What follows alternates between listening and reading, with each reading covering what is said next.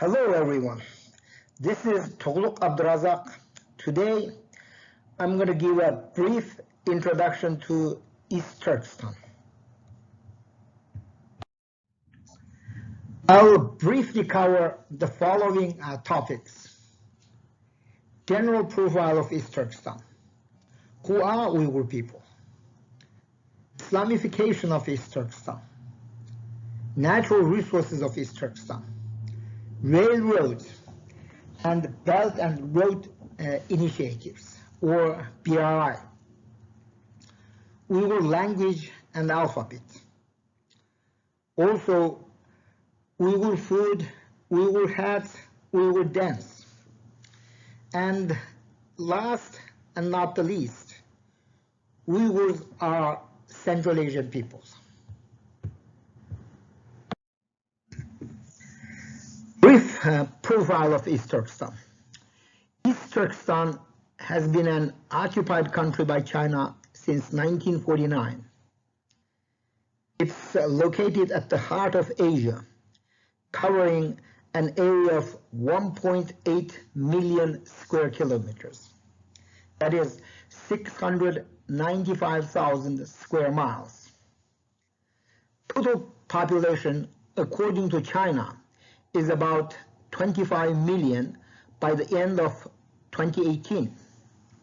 It shares borders with Kazakhstan, Afghanistan, Tajikistan, Pakistan, India, Tibet, Mongolia, Russia, and China. It has a close cultural, linguistic, and historical connection with Central Asian countries.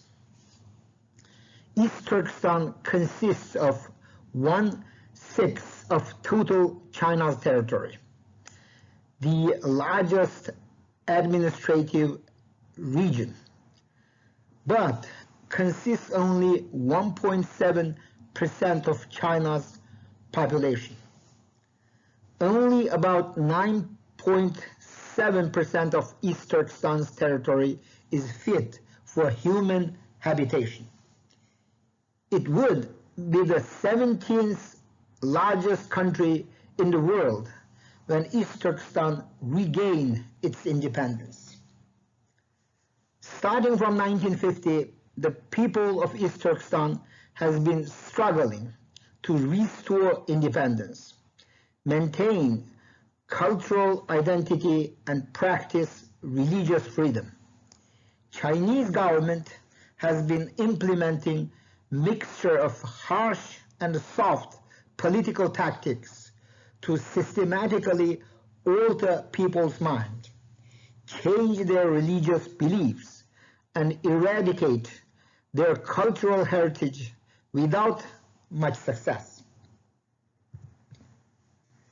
Since 2015, according to various reliable sources, China has locked up around 3 million Uyghurs in Nazi-style concentration camps across East Turkestan.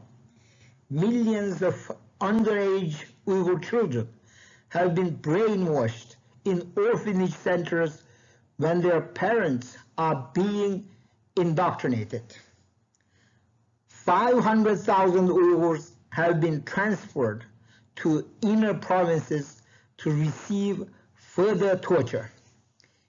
Enforced labor, compulsory abortion, involuntary sterilization, live organ harvesting, government pre-arranged bullying, raping, sponsored torturing, secret assassination, and summary execution of Uyghurs are widespread across East Turkestan for many years. On top of all these, millions of Uyghurs outside the prisons, including their relatives overseas, are under 24/7, 365 round-the-clock high-tech surveillance. Nearly all Uyghurs live under consistent terror of persecution and suffering from psychological pain of losing communication with loved ones. This is not a horror movie. all I listed above has been widely reported by Western governmental organizations, United Nations Human Rights Assembly, human rights organizations in various countries, escapees from China's concentration camps, major media that has not been controlled by China's propaganda, and hundreds of Uyghurs on social media. China's genocide act against humanity is a hardcore fact that was eyewitnessed by hundreds of people already. Here is a satellite image taken from Google Map.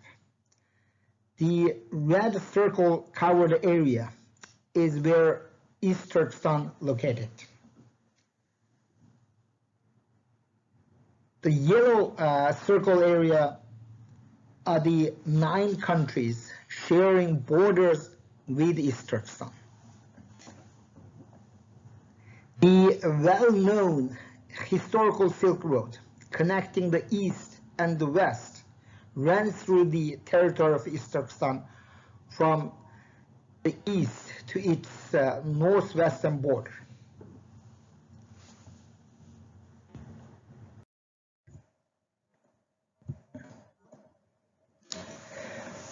Who are Uyghurs? This is one of the questions being frequently asked. Uyghurs are the indigenous people of East Turkestan.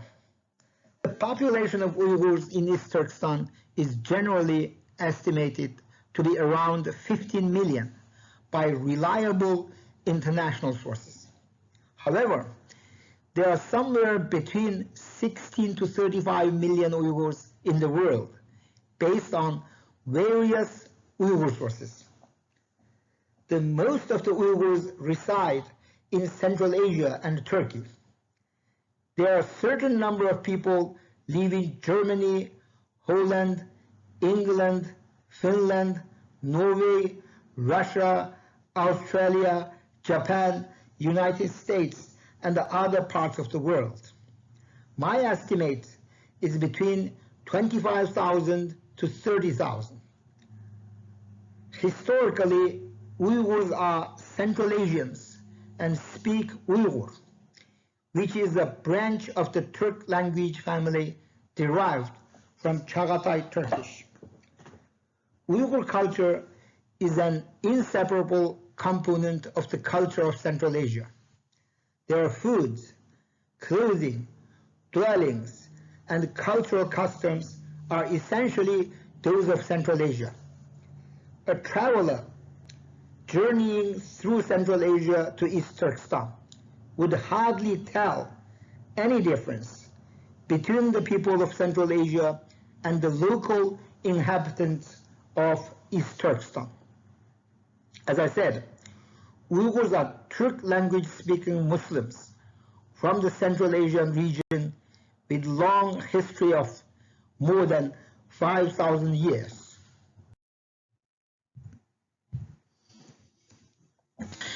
Islamification of East Turkestan. The majority of East Turkestan population, approximately 60%, adhere to Sunni Islam of the Hanafi school of jurisprudence or madhab. The historical area of what is contemporary East Turkestan consisted of the distinct areas of the Tarim Basin and Jungaria, and was originally populated by Indo-European, Tokharian, and Iranic Saka peoples who practiced the Buddhist religion. The Turpan and the Tarim basins were populated by speakers of Tokharian languages, with Europoid 4,000-year-old mummies found in the region. Kiruran beauty. The area was subjected to Islamification at the hands of the Turk Muslims. The cultural change was carried out between 9th and 10th centuries by 2 different Turk Muslims. The Buddhist Uyghur kingdom of Khocho and the Muslim Karahanid Khanate.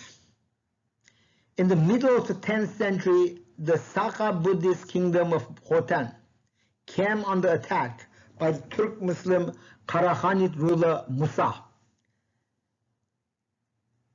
And in what it proved to be a pivotal moment in the Islamification of the Tarim Basin, the Karahanid leader Yusuf Qadir Khan conquered Khotan around 1006.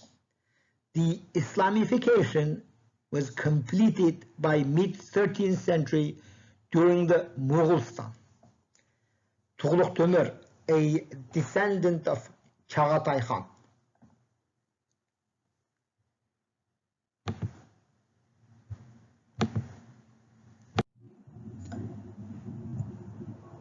Natural resources of East Turkestan.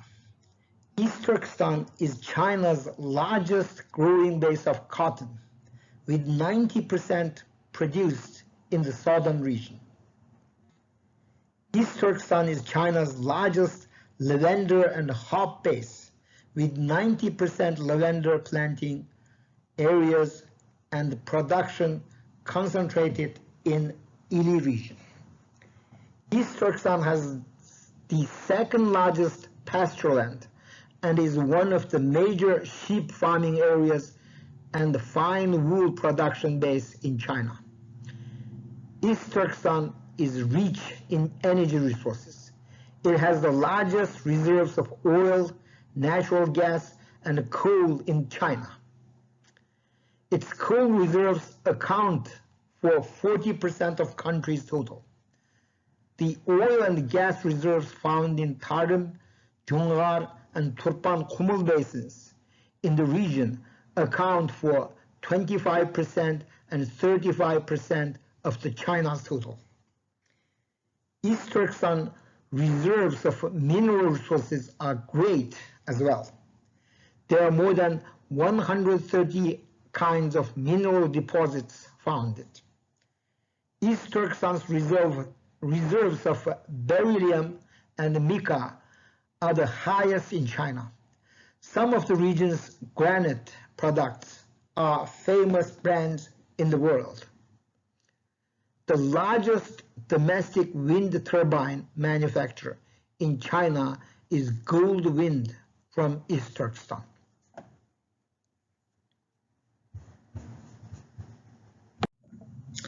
Here is the percentage of share of gross industrial output of East Turkestan in 2015. I know it's a little outdated, but I'm going to present it anyway. In 2015, the nominal GDP was about US $140 billion. GDP per capita, based on population size of 25 million, is $5,600. Southern part of East Turkestan, with 90% of non-Han population, has an average GDP per capita of 2,800, which is half of what is in general. I'm not going to read numbers here, but if you are interested, you can go through this in detail.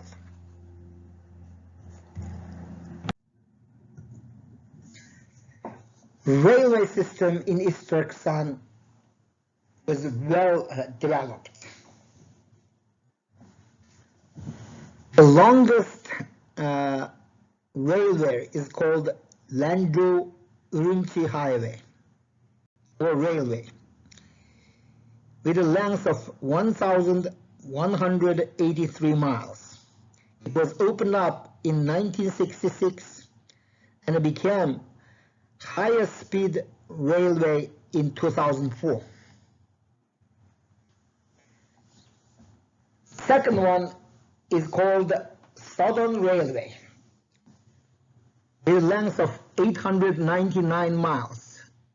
It was opened up in 2010, and it is a main transportation railway between northern and southern East Turkestan.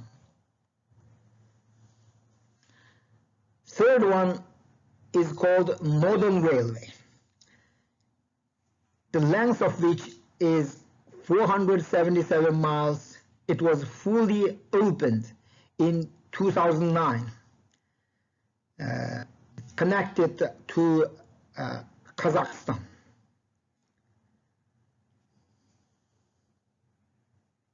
And there are also other smaller railways developed in recent years, which I'm not going to cover it today. But if you are interested, you can click on the link below to see the full railway system in East Turkestan. China's Belt and Road Initiative.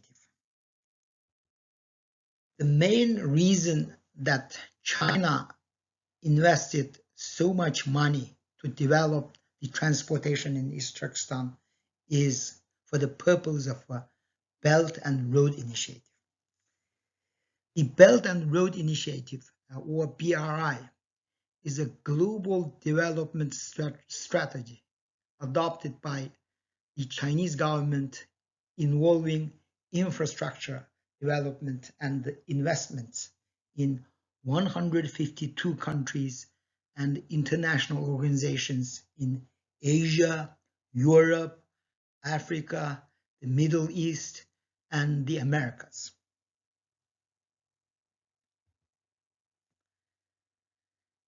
The independent German researcher Adrian Zess summarized correctly that the BRI is an important factor behind central government's urge to bring the rescue region once and for all under its control. As you can see, geographically, East Turkestan is located between the West and China.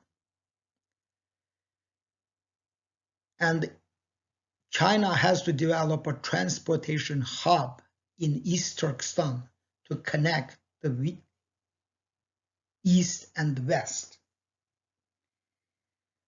Some people name it as a new Silk Road, and I think it's correct. As you can see from the map, via Horgas, they can connect to Kazakhstan, Pakistan, Afghanistan, and Moscow. Then from Moscow, it can connect to the Germany. Once it gets to Germany, the whole Europe will be connected. So it's very important for the BRI initiative. Let me stop for a few minutes to talk about Uyghur language and alphabet.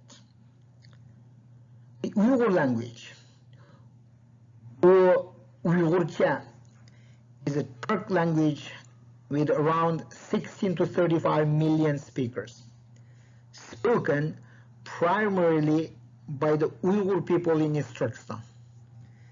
Significant communities of Uyghur speakers are in Kazakhstan, Kyrgyzstan, and Uzbekistan, and various other countries. Uyghur belongs to the Karluk branch of the Turk language family, which also includes languages such as Uzbek.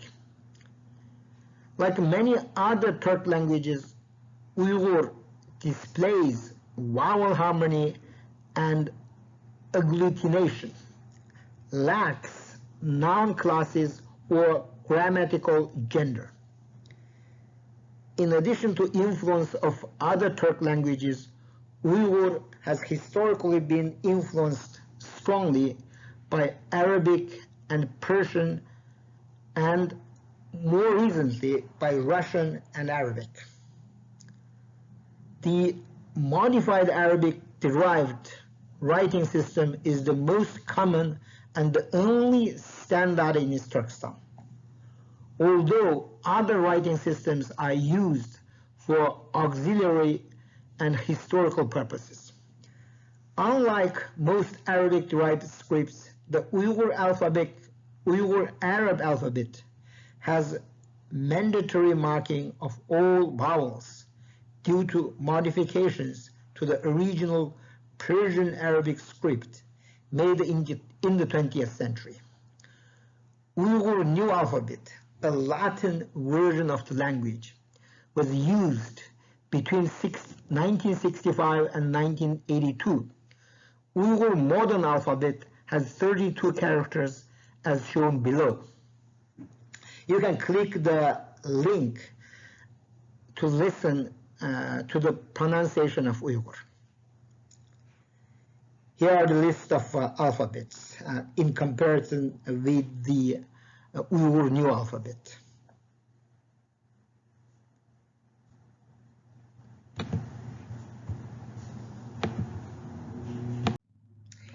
Here is a linguistic map of Turk languages.